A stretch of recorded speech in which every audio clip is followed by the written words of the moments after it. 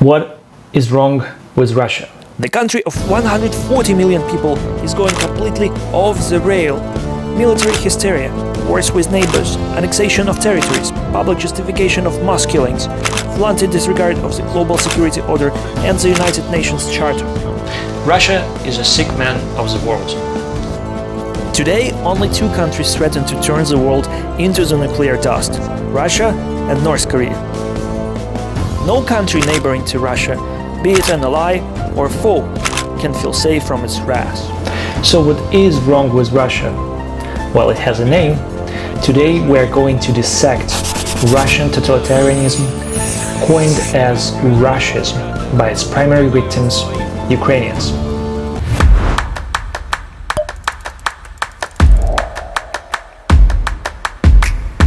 In the last 20 years, Russian authoritarianism was vigorously studied by the Western academia. In an attempt to characterize Russian regime, the word fascism appeared more than once.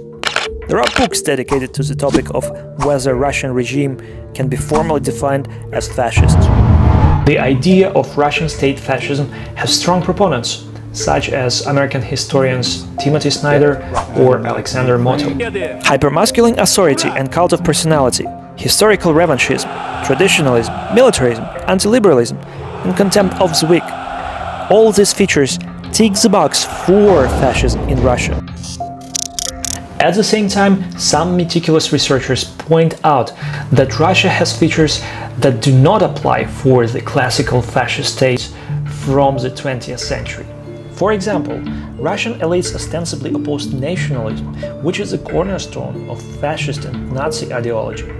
Russian social atomization also contradicts the mass mobilization drive from which fascist states usually assert its power and legitimacy. Russians are ideologically dispersed, marginalized, and passive. Finally, Russians take great pride of its communist past and make victory over fascism in World War II its national fetish. Therefore, Russian state ideology cannot be fascist, conclude some researchers. In this video, we're going to argue that it is difficult, if not counterproductive, to dovetail the ideologies of the past with the present phenomenon. Fascism, for instance, was born more than 100 years ago, in different historical epoch, under the meta-narratives of modernist radical renewal.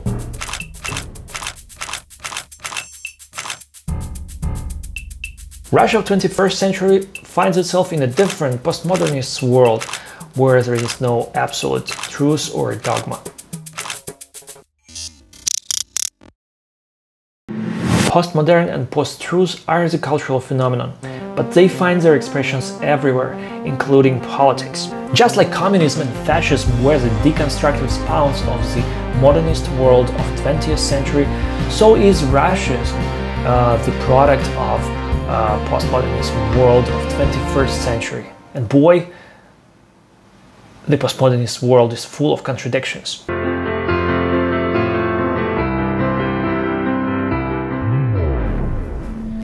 In present-day Russia, the last Russian Tsar, Nikolai II, and Stalin are vigorously revered by exactly the same people. In present-day Russia, the president slumps nationalism in words while openly endorsing nationalistic movement elsewhere, especially Western Europe.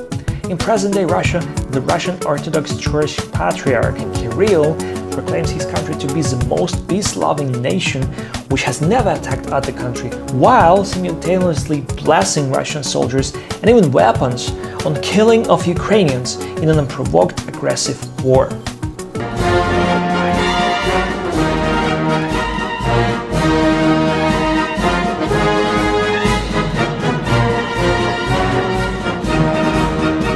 The postmodernist phenomenon, Ruscism, is highly cynical and seemingly illogical. Russian society is full of contradictions that seem grotesque from the outside world, which makes it fairly difficult to define Ruscism.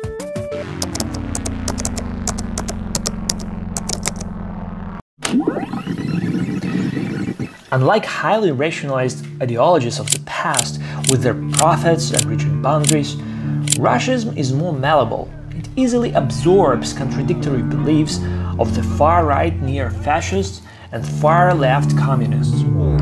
Russian invaders in Ukraine hoist Soviet red banners above town halls of the occupied cities, while other fighters on Russian side are plain neo-Nazis, like Dmitry Utkin, the alleged organizer of the private military company Wagner, which is the Russian private army fighting Russia's proxy wars. So fascists or communists, it doesn't really matter. They can all share the same code. Above their micro-identities as communists, fascists, sometimes pseudo-liberals, they can all be Russists. Alright, I know it's getting too complicated, so let me simplify it for you. Despite all its elusiveness, Ruscism is an ideology that has fundamental features.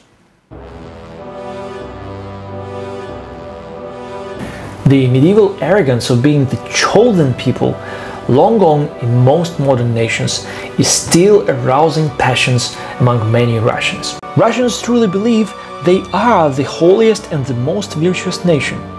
The idea instilled through the popular culture, religious preaching of the Russian Orthodox Church, and political statement of the Russian elites. Возмездие неизбежно, что он будет уничтожен. И, ну что ж, а мы жертвы агрессии. И мы как мученики попадем в рай.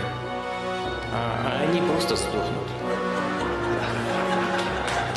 Мы как мученики попадем в рай. А они просто сдохнут. The idea of a besieged fortress, of us against them, of the messiahship of the Russian culture and Russian people, always misunderstood and always mistreated by the rest of the world, is deeply rooted in Russian minds and is an essential part of the proverbial mysterious Russian soul. The Imperial Russia was built around the idea of Moscow as the third Rome, the next great civilization succeeding Roman and then Byzantine empires. The political claim of succeeding Byzantine goes back to the 15th century after Moscovian Tsar Ivan III married into the Byzantine princess Sophia. This union allowed Russia to adopt Byzantine symbols of power as Russia's national symbols. Religiously, Russia claimed to take up the torch of Orthodox Christianity after the collapse of Byzantine Empire under the blows of the Ottoman Turks in 1453. The idea of the Third Rome was extremely popular among all Russian emperors. The last Russian Tsar, Nicholas II, entered World War I with the main goal of conquering Istanbul, the former Constantinople. The present-day Russian leadership is as fond of the history as were Russian emperors. Putin himself writes historical essays, openly discussing the twists of the history and the rightful place of Russia in the historical process. To him, the demise of Russian Soviet Empire was the greatest geopolitical catastrophe of the 20th century. Not because Putin is so fond of communism, God forbid.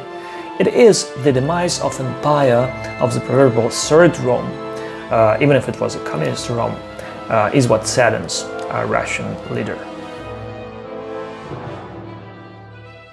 Today nobody believes that Putin is a representative of God on earth. Nonetheless, the secularization of power is the real thing in Russia. Supporting Putin means supporting Russia's statehood. No more, no less. The seemingly bizarre idea is not that bizarre if we consider the notion of the sources of power of the state as it is viewed by a Russian as opposed to a Westerner. The Western societies are ruled by the governments of the people, by the people and for the people. In Russia, however, the source of the power comes from the higher leadership. This explains Russian constant demand for strong leadership. The source of power cannot be weak. Let's sum it up. Divinely chosen nation, the idea of great worldly empire, and the idea of sacred source of power. These are the meta-narratives of Ruscism. But also, coincidentally, these are the pillars of Russian statehood as we know it today. Not communism, not fascism, not democracy. You can find Russists among all those political groups. In which respect, Ruscism is truly pervasive. In fact, its pervasiveness is what makes Ruscism so elusive and so postmodernist. And this is exactly what makes people to underestimate Russism. No, it's not fascism. We're not yet there. Well, if you compare Russism with pure Italian fascism or German Nazism, guess what? You will never get there.